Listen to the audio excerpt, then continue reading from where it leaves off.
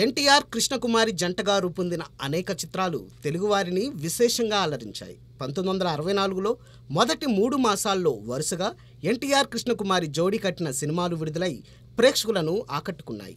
ఆ ఏడాది జనవరిలో గుడిగంటలు, ఫిబ్రవరిలో మర్మయోగి, మార్చిలో కలవారి కోడలు ఎన్టీఆర్ కృష్ణకుమారి కాంబోలో జనం ముందు నిలిచాయి. కె హేమాంబర ధరరావు నిర్మించి దర్శకత్వం వహించిన కలవారి కోడలు 1964 మార్చి 14న విడుదలైంది.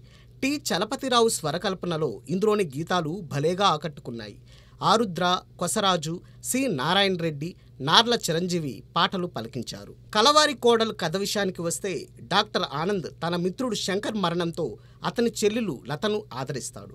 ఆనంద్ ఇంట్లో లత అందరి మన్ననలు పొందుతుంది. ఆనంద్ను ప్రేమిస్తుంది. అయితే అప్పటికే ఆనంద్కు మరదలు రాణితో పెళ్లి నిశ్చయమై ఉంటుంది. ఇది తెలిసిన లత అక్కడి నుండి వెళ్తుంది. ప్రమాదానికి గురై మాట కోల్పోతుంది. అందరూ లత చనిపోయిందని భావిస్తారు. ఆనంద్, రాణి వివాహం జరుగుతుంది. లత మూగదైనట్టు తెలుసుకున్న ఆనంద్ ఆమెకు మాట తీసుకువస్తాడు. దాంతో రాణి వారిని అపార్థం చేసుకుని లతపై విషప్రయోగం చేయాలని చూస్తుంది. రాణియే ఆ విష ప్రభావానికి లోనై కన్నుమూస్తూ అసలు విషయం చెబుతుంది. తనను క్షమించమని వేడుకుంటూ ఆనంద్, లతను కలిపి కన్నుమూస్తుంది రాణి. ఈ కథను కె హేమాంబర ధరరావు జనరంజకంగా తెరకెక్కించారు. కలవారి కోడలు మంచి ఆదరణ పొందింది. రిపీట్ రన్స్లోనూ జనాన్ని భలేగా ఆకట్టుకుంది.